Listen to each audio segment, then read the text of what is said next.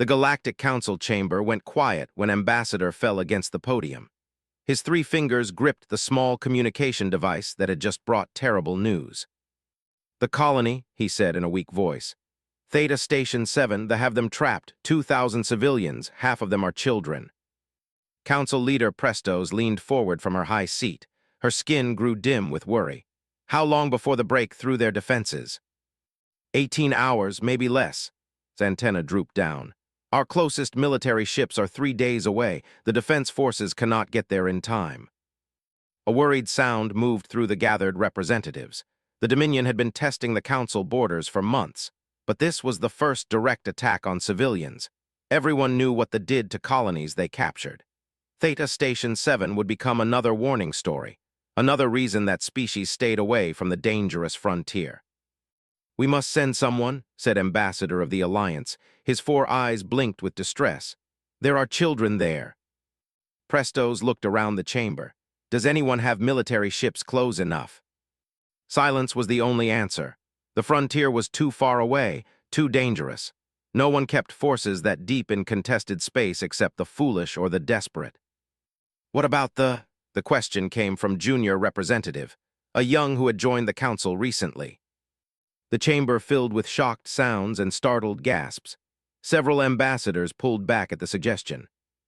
"The humans?" asked. His voice held both hope and fear. "You cannot be serious." "They have ships everywhere in the galaxy," continued, ignoring the disapproving looks. "Their merchant fleet alone is bigger than most military fleets. Surely one of their ships must be nearby." Prestos thought about this carefully. Humanity had been given temporary council membership only 2 cycles ago. It was a controversial decision that still caused heated arguments. The species from the nightmare world called Earth had proven disturbingly good at everything they tried. Their world was a Category 12 danger zone, a place where nearly everything was toxic, predatory, or deadly. That such a species had survived and reached space travel went against all normal understanding. "The humans are unpredictable," she said slowly. "Their military follows strange codes of honor. They might refuse to help those outside their alliance." "Or they might surprise us," replied. "They saved the delegation from pirates last year. They asked for nothing in return." Grip the podium hard. "I will try anything. Contact them, please." Prestos nodded to her communications officer. "Send an emergency request to the nearest human authority. Mark it as priority humanitarian crisis. Include all data on Theta Station 7 and the force details." The message went out through quantum channels. It raced across light years in seconds. It reached the Human Colonial Administration office on station. A tired worker read it and immediately sent it to Earth Defense Command. Then he sent a general alert to any human ships in the sector. 3 ships received the alert. 2 were civilian transport vessels that immediately changed course to move away from the danger zone. The 3rd was the salvage vessel Lucky Break. It was currently attached to a dead freight hauler in the Gamma sector. Captain Jake was deep inside a control panel when his communications officer shouted from the bridge. "Captain, we have an emergency broadcast from station." Jake wiped grease from his hands and walked through the narrow corridors of his ship. The Lucky Break was not pretty to look at. She was a mix of salvaged parts, mismatched hull plates, and systems held together with what his engineer happily called hopeful engineering. But she was his, paid for with 15 years of hard work pulling apart dead ships in space. "What do we have, Lisa?" he asked as he entered the bridge. Lisa, his communications officer and occasional voice of reason, pulled up the message on the main screen. "Galactic Council is calling for help. Some colony station is about to get destroyed by the... They want any human military ships in range." Jake read through the details. His jaw tightened. 2,000 civilians that were known for taking prisoners as slave workers. The young ones would be forced into their military training camps. "How far are we?" he asked. 16 hours at maximum speed," said Ben Torres, his navigator. "But boss, we are a salvage ship. We have mining lasers and towing equipment, not weapons."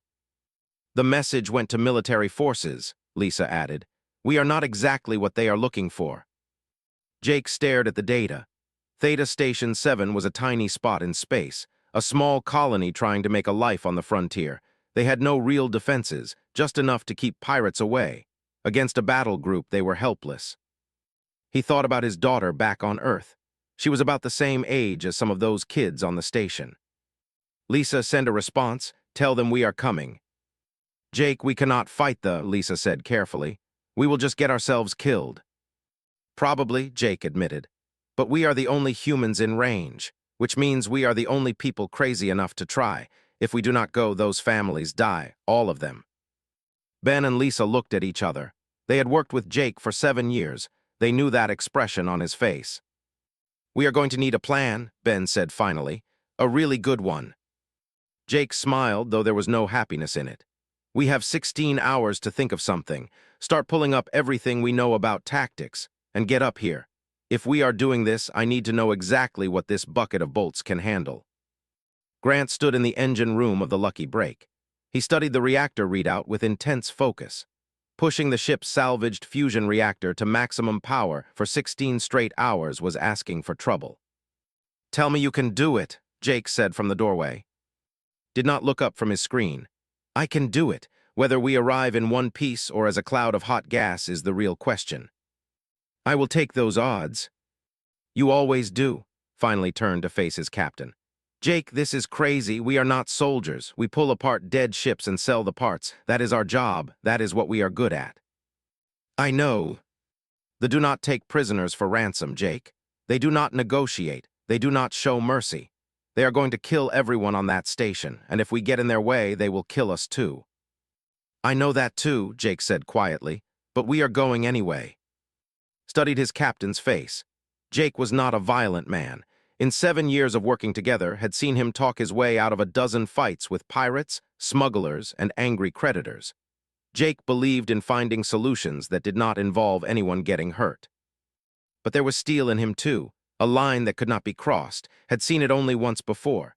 When a rival salvage crew had tried to claim a score the Lucky Break had already tagged. Jake had stood his ground against 3 armed ships with nothing but words and determination. He had won that standoff. This time, words would not be enough. All right, said finally. I will get you there, but you need to tell me what happens when we arrive, because right now I do not see how we all make it home. Jake pulled up a display of Theta Station 7 and the surrounding space. They have 4 ships, 2 destroyers and 2 cruisers, standard blockade formation. Against which we have absolutely nothing, pointed out. We have salvage equipment. Jake highlighted their ship's cargo hold. We are carrying 12 industrial mining charges left over from the job, each one designed to crack open asteroids. Those are mining explosives, not missiles. Explosives are explosives. Ben is working on a delivery system. Raised an eyebrow. You are going to turn our mining charges into improvised torpedoes. More like really aggressive cargo pods, but yes. That is the thing I have ever heard. You have a better idea. Thought for a moment, then shook his head. Actually, I might. The shields are designed to stop energy weapons and kinetic missiles. They are built to fight military battles, but mining charges are low-velocity, high-explosive devices. Their shield harmonics might not recognize them as threats. Jake's eyes lit up. They would fly right through. Maybe, or they will get vaporized by point defense systems, or they will just shoot them down with normal weapons, or they will explode early and blow us to pieces. Pulled up his own technical data. But if we rig them with proximity detonators and coat them with sensor-absorbing material from our hull patches, we might get a few close enough to do damage. How much damage? If we are very lucky and very precise, we could disable 1 destroyer. Maybe. 1 ship, Jake said. That still leaves 3. Which is where the stupid part of your plan comes in, I assume. Jake grinned. We are going to do what we do best. We are going to salvage something. Over the next hours, the crew of the Lucky Break worked fast. Ben Torres mapped out attack angles and calculated the best detonation points. Lisa pulled every piece of information she could find on tactics and ship designs. Pushed the reactor to limits that made every safety system scream warnings. Jake stood on the bridge, staring at the countdown timer. 14 hours to Theta Station 7. Got a message back from the Galactic Council, Lisa reported. They are thanking us for responding but telling us to wait for military reinforcements. How long until reinforcements arrive? 3 days minimum. The station has less than 18 hours. What is their math on that? Lisa paused. I do not think they expect the station to survive, Jake. I think they are trying to spare us from a suicide mission. Maybe it is a suicide mission, Jake admitted. But we are the only ones close enough to try. That has to count for something. Ben looked up from his calculations. I have been thinking about what you said about salvaging something. You are planning to steal a ship, are not you? Not steal, Jake corrected. Salvage, there is an important legal difference. They might not appreciate the difference. They are about to attack a civilian station full of families. I do not care what they appreciate. Came out from the engine room, wiping his hands on an oil-stained rag. Reactor is running hot but stable. We will make it there in one piece. What happens next is anybody's guess. I have been working on that, Jake said. He pulled up a detailed picture of a destroyer. Their ships are heavily automated. Crew size is small, maybe 30 individuals. Most of those are going to be on the cruisers coordinating the attack. The destroyers are likely running on skeleton crews. You want to board a destroyer during an active fight, Lisa said flatly. With 4 people. 5 actually. I am bringing Kate too. Kate Mendoza was their cargo specialist. She was currently asleep in her quarters after a double shift securing the mining charges. She was also the only one among them with actual military experience. She had served 6 years in the Earth Defense Force before deciding she preferred the quiet life of salvage work. Kate is going to love this, Ben said with heavy sarcasm. She will understand why it is necessary, Jake replied. Look, I know this is not what any of us signed up for. You all joined this crew to pull apart dead metal in peace, not to fight battles. If anyone wants out, we can drop you at the nearest station. No judgment, no hard feelings. The 3 crew members looked at each other. Finally spoke.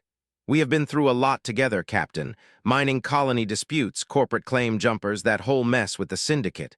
We have always found a way through. This is different, Jake warned. Yeah, Ben agreed. This time we are the good guys instead of the morally questionable scavengers. Makes a nice change. Lisa smiled despite herself. Someone needs to keep you idiots alive. Might as well be me. Jake felt something tight in his chest loosen slightly. Thank you, all of you. Do not thank us yet, said. We might all be dead in 15 hours. Then let us make it count. Jake activated the ship-wide speaker. Kate, wake up, we have work to do. As the Lucky Break rushed through space toward an impossible fight, its crew prepared for battle with salvaged weapons and improvised tactics. They were not soldiers. They were not heroes. They were 4 people in a broken-down ship trying to do the right thing. Against a military force designed for conquest, it should have been laughable. Commander Vex of the Dominion stood on the bridge of his flagship, the Iron Vengeance. He watched the timer count down. In 12 hours, Theta Station 7 would fall. The station's shields were already getting weaker under constant bombardment from his destroyers. The civilians inside had nowhere to run. It was a perfect operation. Clean, efficient, inevitable. Commander, his tactical officer reported, we are detecting a single vessel approaching from the Gamma sector, human registry. Vex's mandibles clicked in amusement. 1 ship, military class. Negative, sir. Appears to be a civilian salvage vessel. Mass suggests minimal armor. Weapons signatures are negligible. They are coming to scavenge the wreckage after we are done, Vex concluded. Typical human opportunism. Monitor their approach, but do not engage unless they interfere. The tactical officer hesitated. Sir, they are broadcasting a message to the station. They claim they are here to provide assistance. Vex turned his attention to the communications display. The message was simple and direct, delivered in standard galactic common. This is Captain Jake of the salvage vessel Lucky Break. Theta Station 7, we are coming to your position. Hang on, help is coming. The commander stared at the message for a long moment, then burst into clicking sounds that translated as harsh laughter. They believe they can help. A salvage crew against the Dominion. Should we destroy them, sir? Vex considered. The humans were newly arrived on the galactic stage. While their species showed disturbing skill in commercial ventures, they had not yet proven themselves in military matters. This salvage ship was clearly operating outside official channels. Destroying it would send a message, but it would also waste ammunition on a target that posed no real threat. Let them come, Vex decided. When they see our forces, they will retreat. If they are foolish enough to engage, we will add their wreckage to the debris field. Either way, it will show the Galactic Council that even the vaunted cannot challenge supremacy. The Iron Vengeance and its accompanying vessels continued their methodical assault on Theta Station 7's shields, paying no further attention to the approaching human ship. On the station, Administrator Kelvin watched the shields drop another percentage point.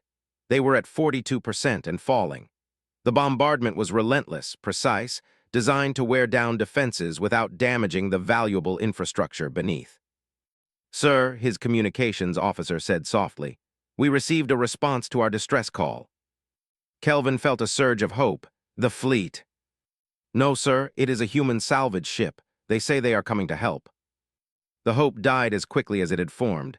A salvage ship, one salvage ship against 4 warships. "They are 12 hours out." Kelvin looked around his command center at the frightened faces of his staff. Beyond them, in the residential sections, 2,000 people were trying not to panic. Parents were holding their children, whispering lies about how everything would be fine. The elderly were making peace with their gods. Everyone knew what was coming.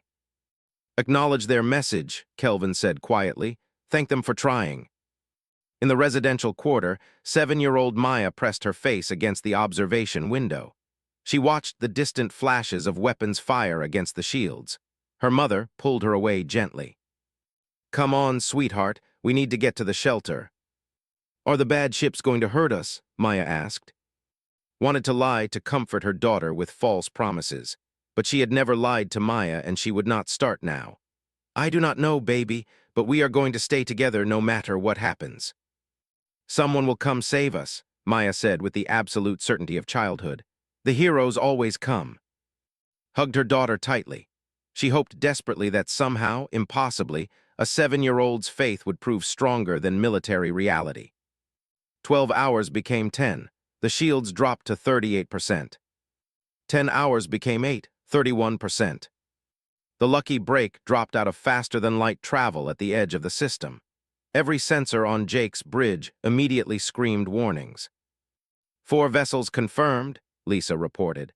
2 destroyers maintaining bombardment pattern on the station. 2 cruisers in overwatch positions. They have definitely seen us. "Station shields?" Jake asked. 29% and falling. They have maybe 6 hours before total collapse. Jake studied the tactical display. The formation was textbook perfect, designed to maximize firepower while minimizing vulnerability. The destroyers could maintain their bombardment while the cruisers protected against any external threats. Against a military force, it was an excellent strategy. Against a salvage crew with nothing but improvised weapons and desperation, it had one critical flaw. "They are not taking us seriously," Jake observed. Ben nodded. "The cruisers have not even moved to intercept. They are just watching us." "Good, that gives us the element of surprise." Jake activated the ship-wide comm. "Kate, are the packages ready?" From the cargo bay, Kate Mendoza's voice came back steady and professional. 12 mining charges converted to proximity torpedoes. Coating with sensor-absorbing material is complete. They will not show up on active scans until they are right on top of their targets. "How are we on speed?" "I can give you 1 good burn at maximum acceleration. After that, we will be coasting on fumes." 1 burn is all we need." Jake pulled up the attack plan he had spent the last 12 hours refining. "Here is how this plays out. We are going to come in fast and chaotic like we are panicking. They will assume we are amateurs who do not understand what we are flying into." "To be fair," Lisa interjected, "we are amateurs who do not fully understand what we are flying into." "True, but we are also salvage specialists. We understand ships, systems, and structural weak points better than any military crew." Jake highlighted the destroyer closest to the station. "Kate, you are going to launch 6 charges at the portside destroyer. Target their shield generators and engine sections.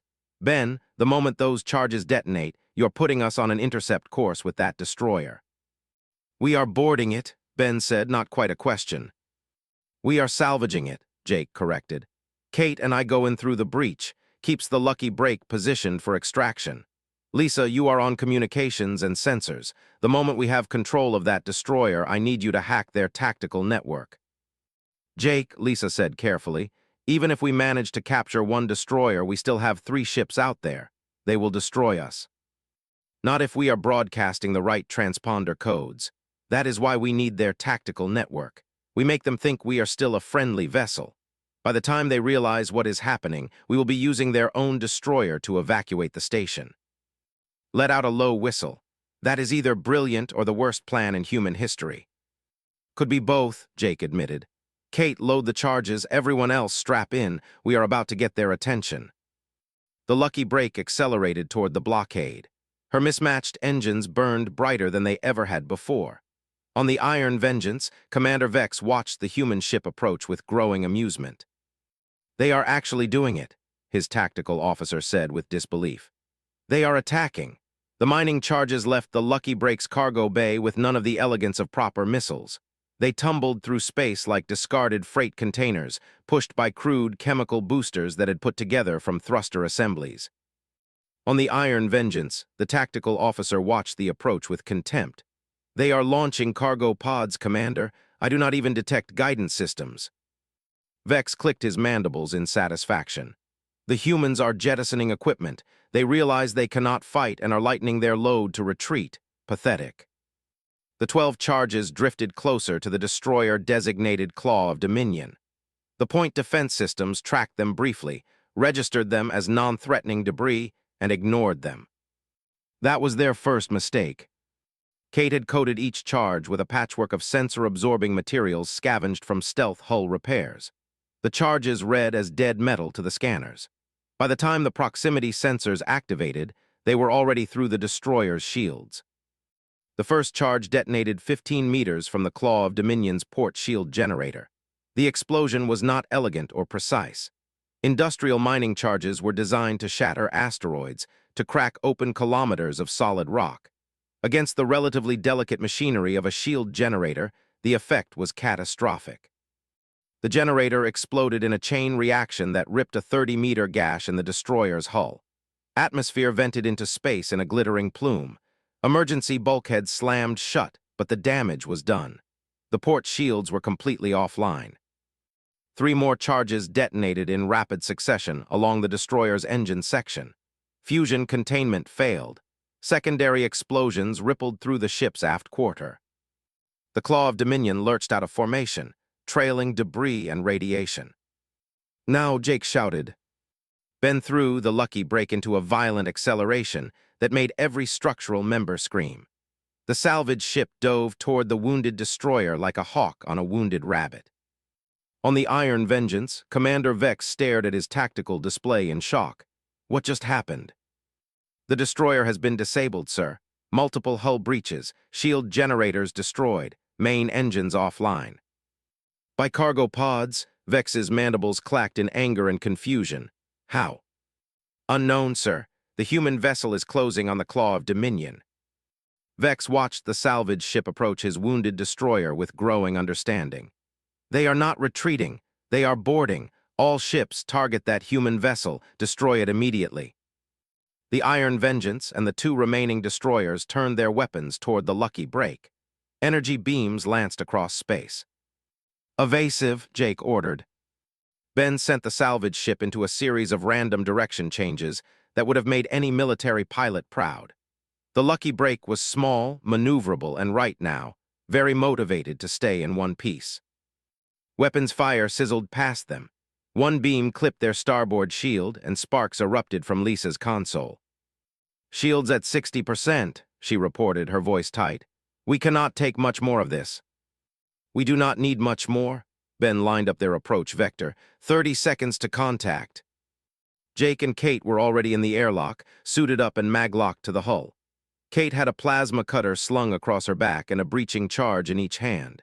Jake carried a toolkit and what he cheerfully called his universal access device, which was actually just a crowbar. You know this is insane, right? Kate said over the comm. You have mentioned that several times. Just making sure you are aware. The Lucky Break slammed against the Claw of Dominion's hull hard enough to make both ships shudder. Ben immediately engaged magnetic clamps, locking the vessels together. We are attached, he reported, but they are adjusting their firing solutions. We have maybe 2 minutes before they blow both ships apart. Then we better be fast. Jake activated his mag boots and stepped out onto the hull of the enemy ship. Kate followed, moving with the practiced efficiency of her military training. They found the breach from the mining charges easily. Atmosphere was still venting, creating a frozen mist around the jagged edges of the hull. Kate slapped a temporary seal over the gap, then cut through it with surgical precision. Inside, emergency lighting bathed everything in red. The corridor was empty, but they could hear the clicking sounds of communication somewhere deeper in the ship. "We need to find the bridge," Jake said. "Or engineering, somewhere we can access the ship systems." Kate pulled up a schematic on her helmet display. According to this, the bridge is 3 decks up. Engineering is 2 decks down and closer. Engineering it is. They moved through the dying ship like ghosts, avoiding the few crew members they encountered. The aliens were too busy dealing with the damage to notice 2 humans in the chaos. The engineering section was a disaster. Fires burned in 0 gravity and damaged systems sparked and hissed, but the main computer core was intact. Jake pulled out a data jack and connected it to the nearest terminal. "Lisa, you are up." Back on the lucky break, Lisa began the most important hack of her life. Systems were notoriously secure, but they had not been designed to resist someone with physical access to the hardware. "I am in," she reported after 30 seconds that felt like hours. "Pulling transponder codes and tactical protocols now." "Can you control the ship?" Jake asked. "Not from here. You would need bridge access for that. But I can lock out their weapon systems and make them think the ship is still under control." "Do it." On the Iron Vengeance, Vex watched his tactical display with growing frustration. The Claw of Dominion had stopped responding to commands, but its transponder still showed it as active and under control. "I want a damage assessment on that destroyer immediately," he ordered. "And someone tell me where that human ship went." "Sir, the salvage vessel has disappeared from our sensors. Last known position was adjacent to the Claw of Dominion." Vex's eyes widened in understanding. They had not just boarded the destroyer. They had hidden their ship against its hull, using the larger vessel's mass to mask their signature. "Target the Claw of Dominion," he commanded. "Destroy it." But before the order could be executed, the damaged destroyer's engines suddenly flared to life. The ship lurched forward, accelerating toward Theta Station 7. On the Lucky Breaks bridge, watched his improvised control interface with disbelief. "I have engine control. Kate must have reached engineering." In the Claw of Dominion's engine room, Kate stood over 3 unconscious engineers. Her military training had proven very effective at close quarters. "Engine control is yours. Try not to crash us into anything." "No promises," replied, pushing the destroyer's damaged engines as hard as they would go. The Claw of Dominion barreled toward the station with the Lucky Break hidden against its hull like a remora on a shark. The other ships hesitated, unwilling to fire on what their sensors registered as a friendly vessel. "Sir, the Claw of Dominion is on a collision course with Theta Station 7, the tactical officer reported. "Override their navigation," Vex commanded. "We cannot, sir. They have locked us out of their systems." Vex finally understood. The humans had not just disabled his destroyer, they had stolen it. They were using his own ship against him. "All vessels fire on the Claw of Dominion," he ordered. "Do not let them reach the station." But it was too late. The destroyer was already entering Theta Station 7's docking perimeter. Brought the ship alongside the station's main airlock with a grace that belied the fact that he was controlling a crippled warship with salvage equipment and prayer. "We are in position," reported. "But those other ships are coming around for another pass. We have maybe 5 minutes." On Theta Station 7, Administrator Kelvin stared at the destroyer now docked at his station with complete confusion. His comm station buzzed. "Theta Station 7, this is Captain Jake of the Lucky Break. I know this looks weird, but we are here to evacuate you. Start loading civilians into the destroyer immediately. We have about 4 minutes before the other ships blow us all to pieces." The evacuation was chaos. 2,000 terrified civilians poured through Theta Station 7's corridors toward the main docking bay. A captured destroyer waited there with its airlocks open. Parents carried children, the elderly helped each other, and Administrator Kelvin's staff did their best to maintain some order. On the Lucky Breaks bridge, Lisa watched the tactical display with mounting dread. The cruisers are moving into firing position, 2 minutes until they have a clear shot. Jake and Kate had made their way to the Claw of Dominion's bridge. They found themselves surrounded by control stations designed for beings with 4 arms and entirely different minds. "Can you fly this thing?" Kate asked, looking at the alien controls. "Not even a little bit," Jake admitted, "but I do not need to fly it, I just need to make it hurt them." He found what looked like a weapons control station and started pulling up targeting solutions. The destroyer's torpedo launchers were still functional. So were 2 of its 4 main energy cannons. Against the Iron Vengeance and 2 other destroyers, it would not be enough, but it might buy the civilians time to evacuate. His voice crackled over the comm. "Jake, we have a problem. The station's shields are completely down. If they decide to just bombard us all, there is nothing stopping them. Then we make sure they are too busy to bombard anyone." Jake activated the targeting system and locked onto the nearest destroyer. Firing torpedoes. 6 torpedoes launched from the Claw of Dominion, streaking toward their sister ship. The other destroyers' point defense systems came online, destroying 4 of them. The other 2 got through, slamming into the shields and causing them to flicker and fail. On the Iron Vengeance, Commander Vex watched one of his destroyers come under fire from another. "Return fire. Destroy the Claw of Dominion." "Sir, there are crew members still aboard that vessel." "They failed to stop the humans. Their sacrifice will be remembered." Vex's voice was cold. "Fire." The Iron Vengeance and the remaining destroyer opened fire on the Claw of Dominion with everything they had. Energy beams and kinetic rounds hammered into the captured ship's shields. "Shields failing," Kate reported calmly, though her hands were moving fast across the alien controls. "We need to buy them more time." Jake looked at the evacuation status. 50% complete. 1,000 people were still on the station. "Lisa, how is our ship?" he asked. "Still in one piece, still attached to the destroyer's hull. But if this ship goes down, we go with it." Jake made a decision. Detach from the destroyer, get the lucky break to safety. "Not happening, boss," replied immediately. "We are all getting out of this together or not at all." "That is an order." "Fire me when we get home," cut the channel. Despite everything, Jake smiled. He had the best crew in the galaxy. The Claw of Dominion shuddered under another barrage.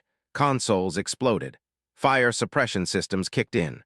Through the viewport, Jake could see the station's docking bay still filled with fleeing people. "We are not going to make it," Kate said quietly. Then Lisa's voice came through with unexpected excitement. "Jake, I am picking up new signatures. Multiple ships dropping out of FTL. Galactic Council transponders. It is the fleet." On the Iron Vengeance, Vex received the same report. 7 warships had just entered the system, and they were moving fast. "How is this possible?" Vex demanded. "They were 3 days away." His tactical officer checked the data. "They must have been closer than reported, sir. They are hailing us." The fleet commander's message was brief and direct. "Vessels, you are in violation of Galactic Council space. Withdraw immediately or be destroyed." Vex calculated quickly. His forces were damaged. The humans had cost him 1 destroyer and occupied another. Against 7 fresh warships, he could not win. "Recall all forces," he ordered bitterly. "We are withdrawing." The vessels broke off their attack and began moving away from Theta Station 7. The Iron Vengeance sent one last transmission toward the captured destroyer. "This is not over, humans. The Dominion does not forget." Jake watched them go on the, "Yeah, well, the lucky break does not forgive, so I guess we are even." The evacuation continued with the fleet providing cover. Within 20 minutes, every civilian from Theta Station 7 was aboard the Claw of Dominion. The station itself was a wreck, its shields down and systems failing, but everyone who had been inside was safe. Administrator Kelvin found Jake in the destroyer's bridge. "Captain, I do not know what to say. You saved us all." "Just doing what needed to be done," Jake replied. He looked exhausted, his face smudged with soot and his hands shaking slightly from the adrenaline crash. "A salvage crew against the Dominion. The Council will hear of this." "The Council already knows," Lisa said. "I have been getting messages from station for the last hour. They want a full report. Apparently we caused quite a stir." The fleet commander requested a direct channel to Jake. When his image appeared, the alien looked both impressed and confused. "Captain, I am Fleet Commander. We received urgent orders to divert to this system, but we expected to find wreckage.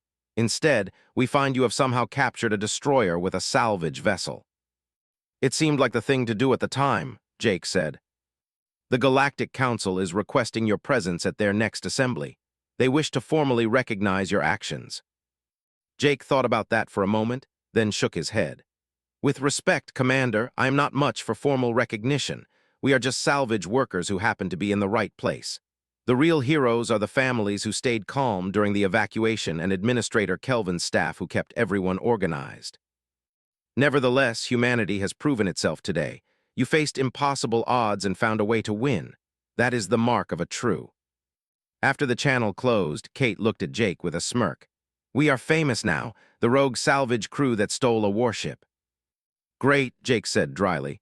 "Just what I always wanted, fame and the attention of the Galactic Council." Ben called from the navigation station. "So, what do we do with a destroyer? I am not sure where we can park this thing." "The fleet is offering to tow it to station," Lisa reported. "They say we can claim it as salvage." Laughed from the engine room. "We went from pulling apart dead freighters to owning a military warship. That is quite an upgrade." Jake looked around at his crew. They were battered, exhausted, and probably going to have nightmares for weeks. But they were alive, and so were 2,000 people who should have been dead. "You know what?" he said. "I think we are done with salvage work, at least for a while." "What are you thinking?" Lisa asked. "I am thinking the galaxy has a lot of problems, and we seem to be pretty good at solving them." Jake grinned. "Maybe the lucky break needs a new mission statement." "Please tell me it does not involve stealing any more warships," Kate said. "No promises."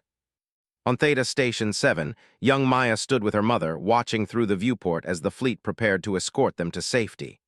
"I told you the heroes would come," she said. Hugged her daughter close. "You were right, baby. You were absolutely right."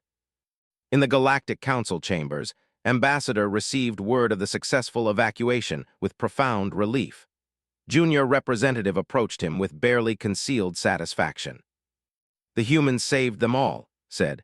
"Every single person on that station owes their life to 4 salvage workers in a broken-down ship." Looked at the report in his hands. The details were incredible. Improvised weapons, a captured destroyer, a desperate evacuation under fire. It was not the kind of military operation that should have worked. But humans, he was learning, did not operate by normal rules. "They are," he said quietly. "We gave them that name because their world should have killed them. But they survived Earth by being stubborn, creative, and absolutely unwilling to give up even when all logic says they should. Today, 2,000 people are alive because 4 humans decided that impossible odds were not a good enough reason to quit." "The Council doubted them," pointed out. "We did," agreed. "We will not make that mistake again."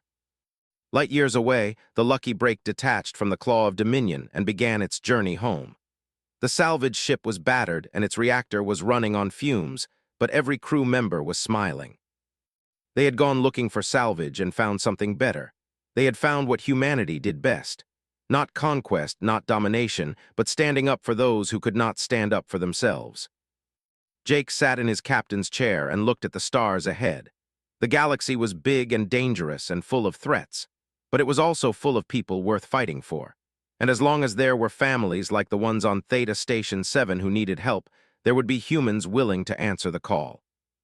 Even if those humans were just a rogue salvage crew, in a ship held together with optimism and spare parts. Especially them. Kelvin did not hesitate. He hit the station-wide alarm. "All personnel, emergency evacuation. Proceed to main docking bay immediately. This is not a drill." 2,000 people began to move with the desperate speed of those who had been given an impossible second chance. "Maintain position," Vex ordered.